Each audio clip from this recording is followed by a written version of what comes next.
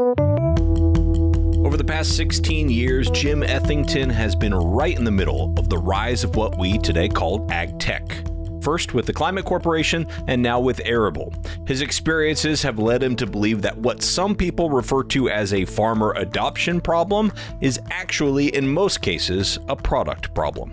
The big challenge is technology companies have been slow to build great products for farmers. And when we do that, they take off.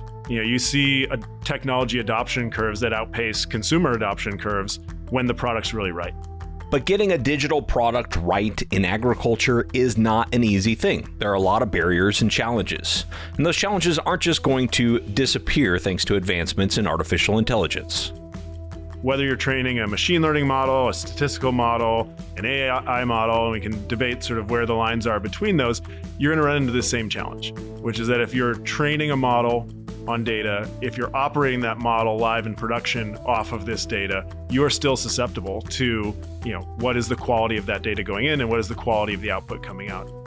Arable CEO Jim Ethington makes his second appearance on the show to talk about providing decision-grade data, building an ag tech company that adds real value, and his views on the future of agriculture.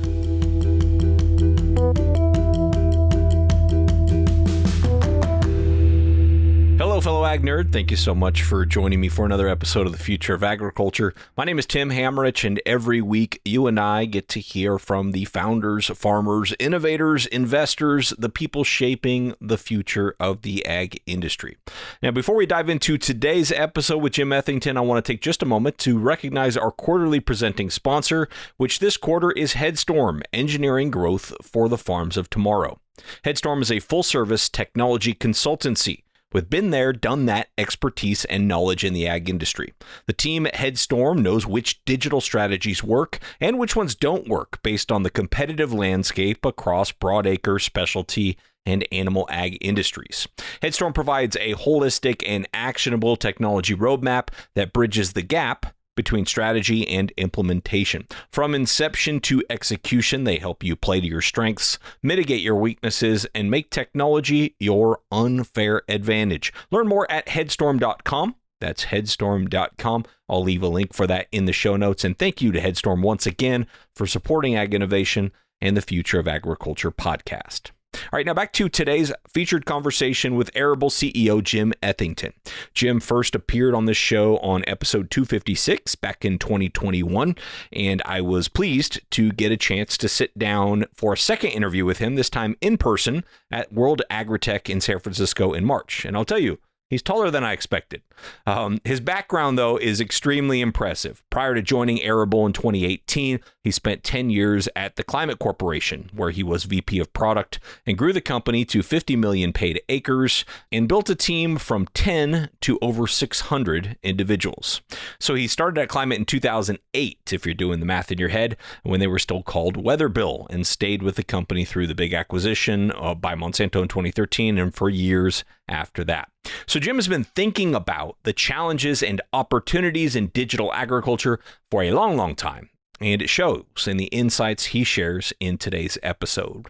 If by chance you're not familiar with Arable, where he's the CEO, they are an ag technology company that provides data, insights, and recommendations to help farmers be more productive and sustainable. More specifically, they've created an intuitive system for farmers and agronomists to optimize decisions related to irrigation, fertilizer application, and other important farm decisions. This is all based around their hardware, which is the Arable Mark III device. Jim's also one of the guests that Lawrence King at Headstorm had suggested to give one of their client testimonials at the beginning of the quarter. So similar to Amy at Wilbur Ellis and Claudia at Microsoft, I wanted to make this one a full-length episode rather than just a spotlight, because Jim is somebody I wanted to have back on the show anyway to give an update on Arable and more of his insights on the future of ag. And he doesn't disappoint. I'm going to drop you into the conversation here where he's explaining the key insight from farmers that informs the work that they do at Arable. It really starts with this core problem or challenge out there in agriculture, which is that it can be pretty hard to get reliable information and intelligence about what's happening in a field between the crop, the soil, the weather, and what the farmer's practices are doing. in a really easy and trustworthy way. And so what we do is to make that simple. We've built some, I think, really cutting edge hardware and sensors that can go out very easily in a couple minutes. You push one button, you leave it there. It doesn't require maintenance. And we've sort of taken a lot of the traditionally what I think has been pain and obstacles and hurdles out of getting data about what's happening in that field. And then we've been able to turn that into really intuitive decision tools that put all that information in one place and don't just sort of dump a bunch of data on a farmer or a user who doesn't have time to sort it all out. But what does that mean for how much water does the crop actually need over the next 7 days, or how much has it used? And so things like crop water use and evapotranspiration, but also putting it in context. It's great to know how much water the crop is using, but how much rain fell, what's in the soil right now, how much did I irrigate over the last 3 days, and being able to track that all in one system, all under one roof. And I probably mentioned this previously, but it still holds true. When I go out and talk to farmers around the world, the number one ask and pain point that comes back over and over again is, hey, why, all you technology guys out there, why can't somebody put all of this information I need to make these decisions into one system and make it intuitive? We're not going to do that all by ourselves, but we can take a really big stride in the Arable product and then also look at collaborations with others to basically give the customer what they need, which is that one simple system. And so, the farmers, agronomists, advisors, researchers use our product to optimize irrigation. It's probably the leading use case, but also to optimize the timing of spraying and the timing of other activities in the field, like planting, harvest, trimming, things like that. Okay. And I know it's kind of one simple solution, but is it one simple sensor, or are you relying on a lot of different sensors? Yeah, so we have sort of one core sensor that does a lot of the the weather and the crop observation. So you're looking sort of from above, you're mounted looking down at the crop, and you can see how quickly it's growing, what's the canopy temperature. There's actually a visual camera in there that actually gives you a picture of the field each day, so you can see growth stage transitions, signs of stress. A lot of crops you can tell if they're lacking water. The leaves roll up a little bit. There's slight discoloration in the leaf. So that visual cue, a farmer, an agronomist, they know what they're looking at when they see a crop, and we can put that intelligence that much closer to them. They can go through 40 fields at the coffee shop, not have to drive around out to different fields. And so a lot of that is packed into one sensor. We do that for the purpose of simplicity and sort of ease, which is there's no wires, there's no moving parts, there's no openings. I can deploy these quickly, I can move them around. And so you don't have a lot of separate pieces that all have to kind of survive out there on a farm. I think that's one of the things that we've learned over the many years at Arable is that just how high that bar is for reliability on the farm. You really need something that can go out and stand up to harsh conditions and just work. And then we do employ other sensors that we will either connect, through the Arable Mark, which is the main device, or through other ways wirelessly, where we're putting out things that go in the soil. So if you have a soil moisture temperature sensor, that's a part of this overall system, but it's a separate device, separate product, and actually ones that we partner with others to provide those. Well, we were reminiscing that it's hard to believe, but it's been a few years since you were on the podcast last time. I know we talked a lot at that time about Arable and about some of the initiatives and collaborations that were taking place. Maybe catch us up, since that time, how has the company changed and what's top of mind for you today? Yeah, in almost 3 years, we have made a ton of progress. We launched sort of a brand new product platform, really sort of in April of last year, so about a little less than a year ago. And that was, soup to nuts, from the hardware device and a lot about the sort of firmware inside there and how it connects and how it measures certain things, as well as significant upgrades on the software side. So that's the Arable Mark 3, just sort of step change improvements in quality, reliability, accuracy, feature set and capabilities, adding the ability to get this sort of visual image of the field. And then a ton of progress on the software side, where just continuing to, as I was talking about, iterate on the user experience to make it simpler, to make it more integrated, and to be able to add the use cases that really matter to our customers. And so, whereas I think 3 years ago, we were providing sort of directional insight into, hey, this is your ET value, here's how it's changing over time, to really sort of fast forward to being able to wrap together, here's how much the crop needs, here's how much rain there was, here's how much you irrigated, which has been a big piece for us to sort of connect and measure water volumes and water flow rates and things like that. But really sort of put that all into a simple context of, with all of that and what's going on in the soil, here's where I need to pay attention. And that's been a great, I think, iterative process with our customers and learning experience for us to just continue to improve week in, week out. And so, adding some really significant use cases around water conservation, and being able to also sort of tackle that problem in a bigger way. Sort of larger partnerships, really driving it how we help address sort of macro challenges in agriculture. And so, we've got, I think, a lot of progress under our belt, but probably more to come in the future. As I kind of look at the last 3 years versus the next 3 years, I think we're going to be able to continue on that path of really rapid feature development, significant customer value increase month after month. And actually think, the customers we talk to, that definitely matters to them. They see companies that are continuing to add and invest in their product and improvements and the speed and pace at which they do that. And that feels like the journey they want to be on with us is of technology innovation and rapid progress. And that's our goal, is to keep pushing the envelope on that, and to not sort of sit still or rest on our laurels, but to keep going and be able to add new value year in and year out. Sure. For what Arable does, when you're providing recommendations, let's say, hey, based on these data points, you really need to irrigate. I would imagine that's got to be crop specific. And does it even have to be variety specific or crop stage specific as well? It's like, hey, if this is an almond orchard and you're trying to fill out, almond nuts right now, maybe you need more than you would if if it was bloom. I'm not sure. But as an example, is that something that your models have to account for? Yes. And so if you look at how we think about that concept of crop water need, I mean, some of it is based on, how different each field is, the environmental conditions that change even within, the corner of the field to the middle of the field, or off by the roadway to directly over the crop. You see temperature and humidity change quite a bit, even wind. But on the crop by crop piece, a lot of what we do to account for that is through the sensors that we have looking down at the plant.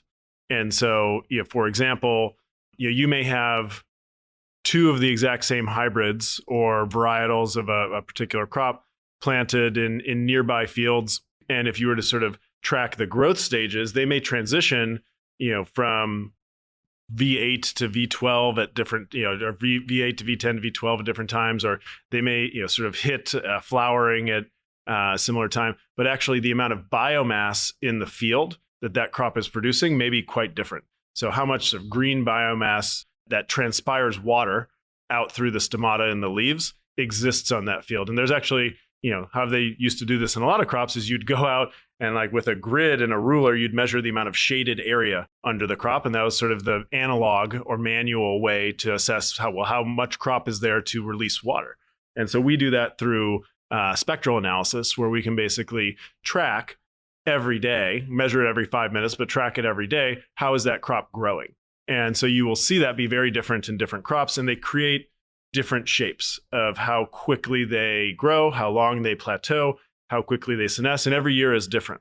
And so we pick up that variability that happens crop to crop, and even, hybrid to hybrid, or even two hybrids, exact same, different conditions. One got more light that plants actually use in photosynthesis, which is a little different than the light we see. One got 30% more at the early reproductive phases. Well, that's going to change when it starts to senesce. And when it starts to senesce is going to change how much water it needs at different times. And so I would also sort of step back and say, it is fairly complex. The mechanism we use is to have this up close, zero interference way to track how exactly that crop is growing and tune the water need to that value.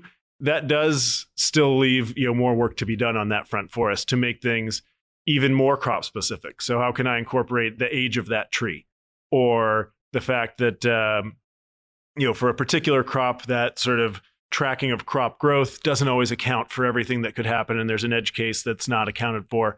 So we will continue to do more and more work on that to make sure that you pick up those intricate crop by crop differences.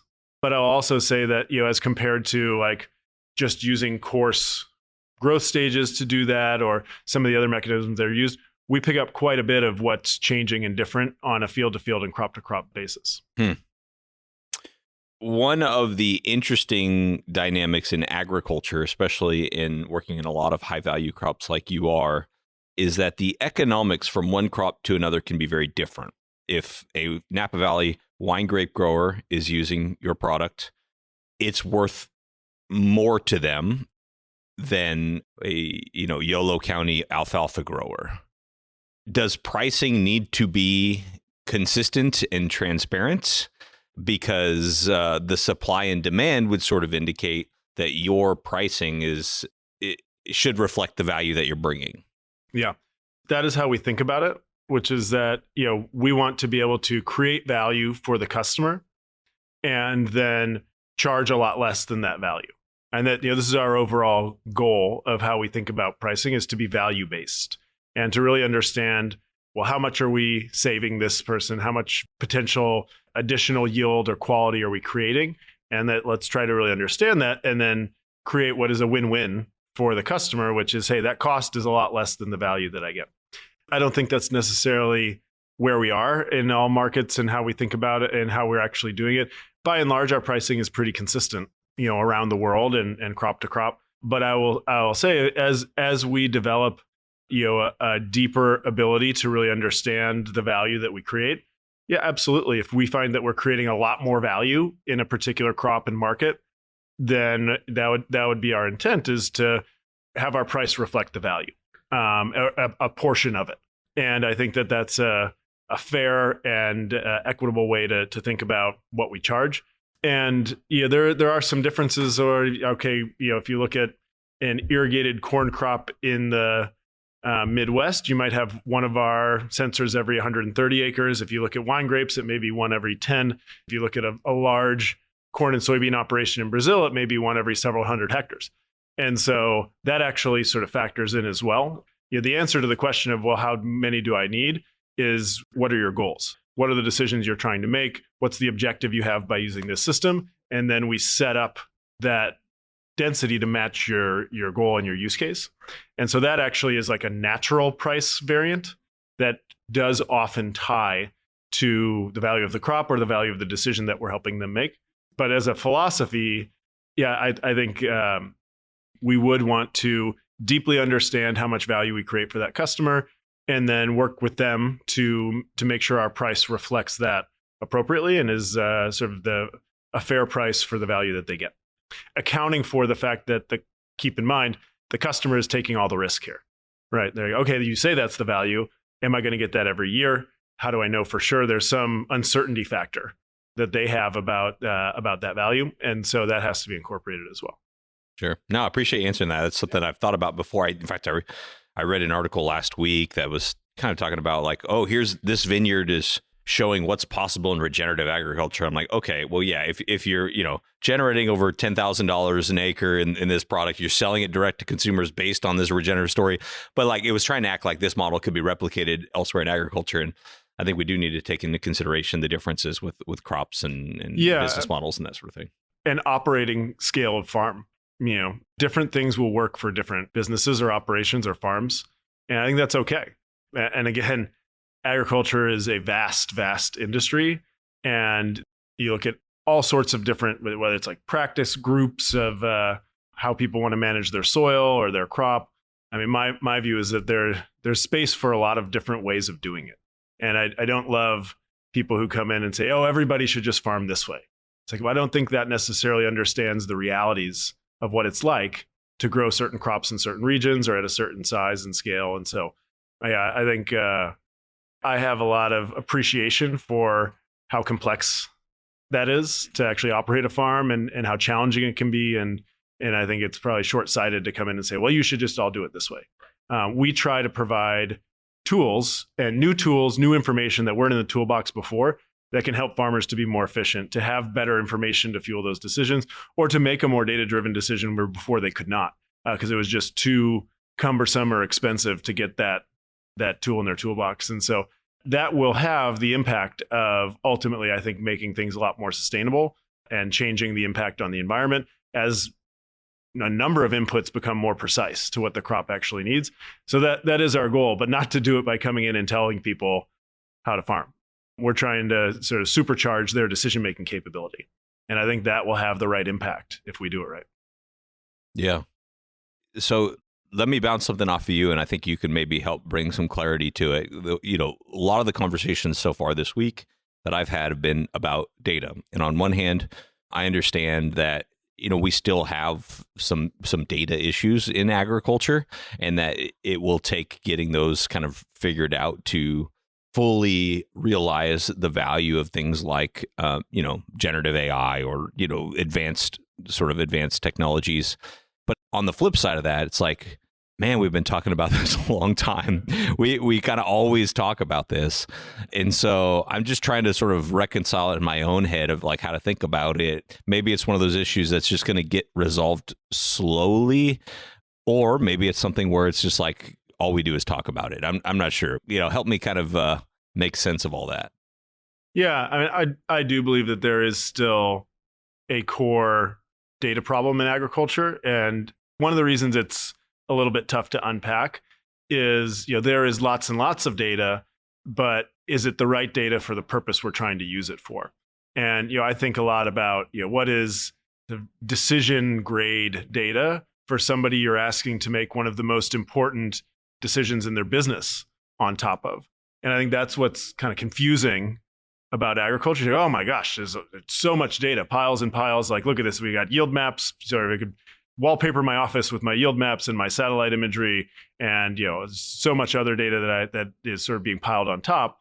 But one of the big challenges that I see out there for farmers actually using these products is that data timely enough? Is it accurate enough? Does it actually sort of match the use case that I'm trying to use it for? Or is it going to be wrong 1 out of 10 times or 2 out of 10 times? And that's the rub, which is if that's not significantly better than what the farmer's doing already today, they're probably right 8 out of 10 times or 9 out of 10 times. So you're not helping them. But that data may be free and easy and big. And so it's very tempting.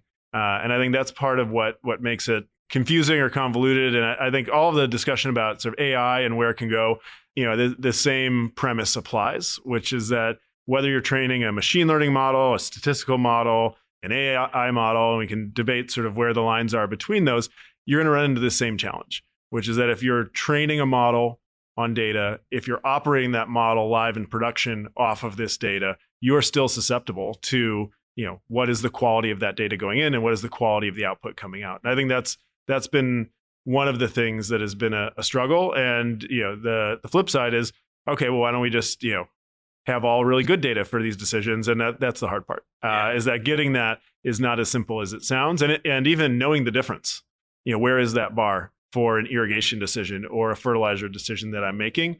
I think our understanding of that has evolved over the last, couple of years. And so I actually have a lot of optimism for what's coming in the next, 3 to 5 years, because I think a lot of this is getting better. It is getting figured out. A number of companies, not just ours, are developing better ways to do this, cheaper ways to do this. Cost is actually a really big part of this. We can talk about it in a bit, but that's one of the big themes I've heard here at the conference is just, how challenged some of the crop markets are around the world right now for various reasons. And it's tough.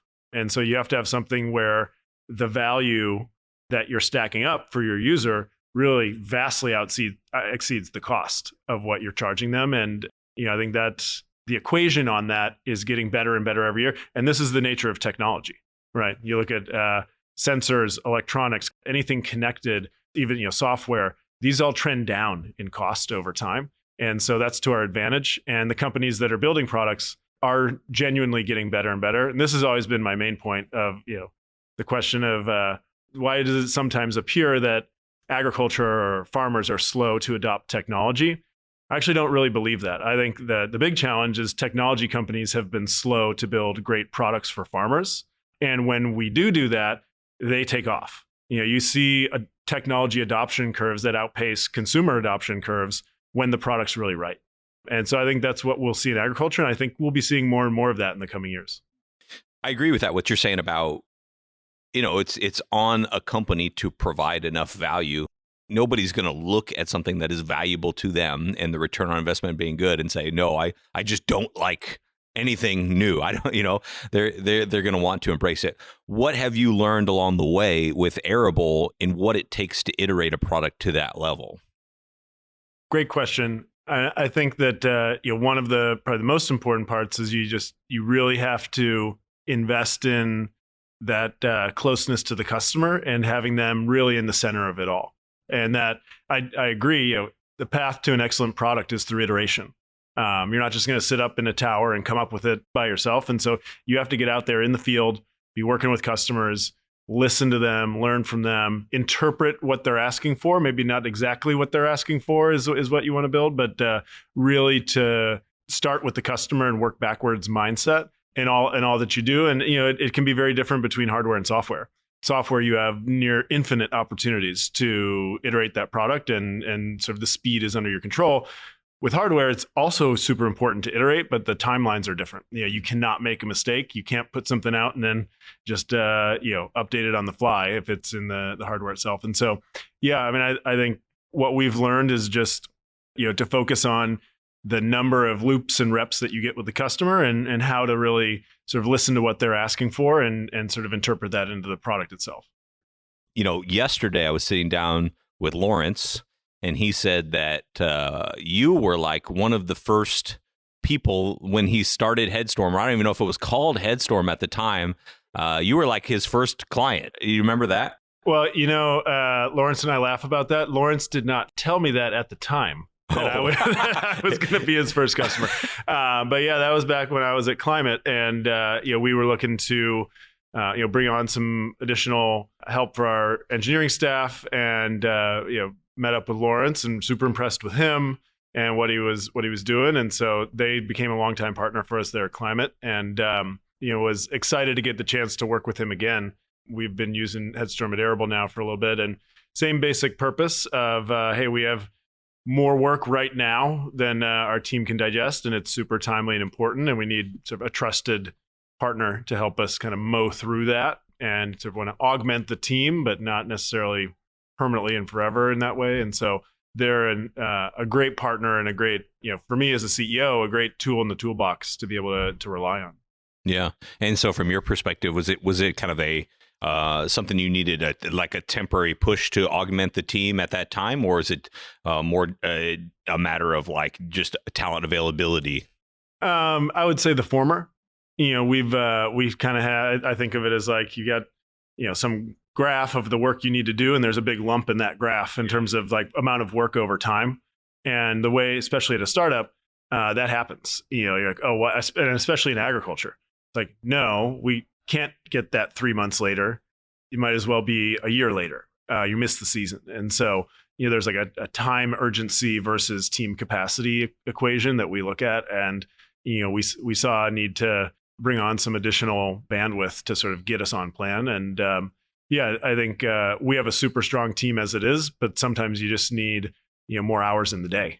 And you want somebody you trust and that is going to be able to get the job done and be easy to work with. And so that's what we look for when we do something like this. Makes sense. Well, here at World AgriTech, I imagine for you, it's got to feel a little bit like a Climate Corp reunion in some ways. There's a lot of climate people out there, aren't there? There's kind of everybody has gone on. A lot of people, not everybody, have gone off and done other things. Some really, really cool things out there, and so I do get a great chance to catch up with those people, see what they're up to, and yeah, there is a bit of a reunion feel to it. But to me, I think it's just really neat to see what everybody else has gone out and pursued, and all of the new stuff that they're doing at different companies, and to be able to stay in touch with those folks, reminds you agriculture is a massive industry, but somehow it can feel like a small world at times too. And people can help each other, and relationships stay strong, and there's a lot of collaboration that comes from that that climate alumni network, so to speak. And so, I really enjoy that part of this event, is I get to see a lot of folks and hear what they're up to and share ideas. And that's pretty powerful. Absolutely. Yeah, it does feel, and this is my first time being at World AgriTech, but I'm definitely picking up a very collaborative atmosphere. And I wonder if it's maybe more collaborative than it has been in years past for whatever reason. I don't know how you feel about that. Yeah, I mean, I would say my data points on that are, yeah, it's definitely trending up and in the right direction in terms of how collaborative folks want to be, and that's definitely true at the startup level, where it can be hard sometimes. You look around, you see other companies as potentially competitive, but I've been really impressed and happy with sort of the conversations that we've been having, which is everybody comes in with sort of hey, how can we help each other here? Let's explore if there's some way that your product plus our product, 1 + 1 can equal 3 here, or even just, hey, there's a customer who loves using what you got. Maybe our thing can plug in the middle of what you do and keep using yours, and we'll be a part of that. Everybody very open to those conversations, which I think is a very good sign for the industry, for agriculture, for ag tech. And that was definitely not true 10 years ago, and sort of true to a limited extent 5 years ago. And so that's been really cool to see that kind of evolve. And I think it's a natural settling out of a technology space where it starts with everybody thinking that they're going to be the platform to be all platforms, and nobody really knows how this is all going to unfold. And there's sort of battles over, sometimes in other technologies, it's the standards battle about whose standard are we going to use. And then it kind of settles out and you end up with much more integration and collaboration. And, all of a sudden, Google's search is in the middle of Yahoo's homepage or whatever it is. And so we're getting later in the game there, where everybody's kind of much more comfortable with what they're going to do and very open to how can we help you do what you're trying to do. And I think some of it comes back to what I mentioned about what's important to the customer. The customer is asking over and over again for one integrated experience. And people hear that. And I think the people who are kind of tuned into, hey, we should be delivering value to the customer, they want to figure out how we make that experience super easy and integrated for them, because that's what the customer wants. And so that's, I think, what drives it. And I think we see a lot of opportunity out there through collaboration. So very, very positive and very excited about the conversations I've been having on that front this week. That makes a lot of sense. This has been fun. Jim, anything? I know we kind of already talked about kind of the future, and you did a great job of laying out like where AI might or might not fit, but anything else happening that do you think we'll be talking a lot more about in 5 years than we are today? Yeah, I mean, there's one that we're very close to, and I'm super excited about, which is how I see the impact of sort of a push towards sustainability and conservation coming to bear in agriculture. And so again, you sort of wind back the clock, even not that far, maybe 3 years or something like that. Last we spoke, there was a lot of kind of noise and buzz around, from the industry about a move towards more sustainable outcomes in farming. And what we didn't see was a lot of action. Companies, I think, were still largely trying to figure out exactly what they were doing. What I've started to see is real follow through on some of that, and real funding and dollars coming into agriculture through government programs. You look at the Climate Smart program, you look at some of the other pools of funding that are being deployed to promote and realize more sustainable practices and practices that drive real conservation. And I think you also see these connections coming through the supply chain. So for the folks who are buying that, that crop as sort of offtake from the farm, whether it's fresh produce, or grain or whatever it may be, what you're, I think, going to see start to emerge is that there's a stronger ability to connect those two and reward the farmers that are engaged in these practices that the consumer wants, that the food company wants to help them deliver.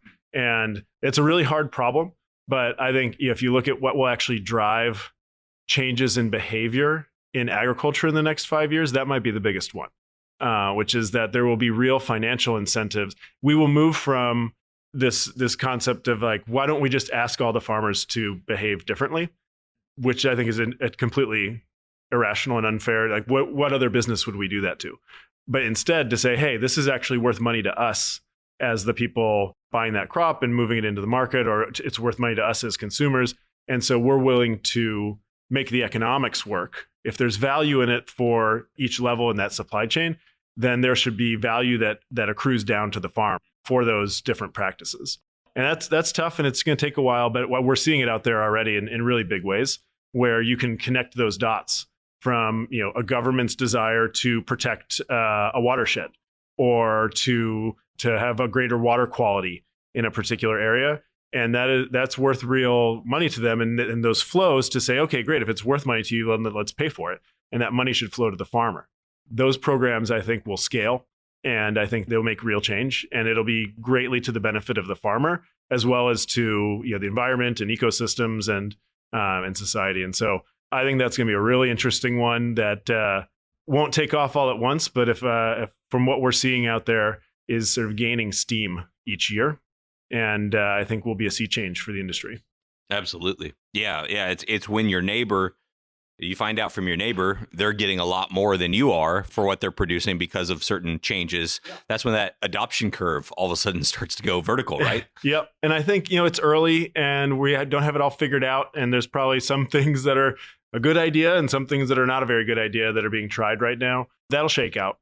I think the ones that really work, those will rise to the top. And there'll be numerous flavors, not just carbon, but water, and these ideas of intensity scores, but also, just ways to help make sure that the way that we're growing crops in different regions and different countries sort of matches up with the actual realities of the farmer, the needs that they have, but also the desired outcomes of society.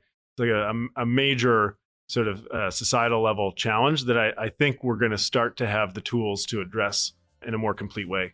And that's pretty exciting. Exciting indeed. That's going to do it for today's episode. Thank you very much to Jim Ethington for taking time during that week in San Francisco to be on the show. It was great to meet him in person, and I really enjoyed those in-person interviews that we got to do for the episodes this quarter. That was a lot of fun at World AgriTech. Go learn more about all the great work they're doing at Arable at their website, which is just arable.com. Really appreciate the insights Jim has brought to the show now twice, so that was fun to have another repeat guest as well. Also, thank you to our quarterly presenting sponsor this quarter, which is Headstorm. Go visit their website, which is just headstorm.com, also in the show notes. And last but never least, thank you very much for your time and your attention. I do not take it lightly. I'll be back next week with another story of ag innovation.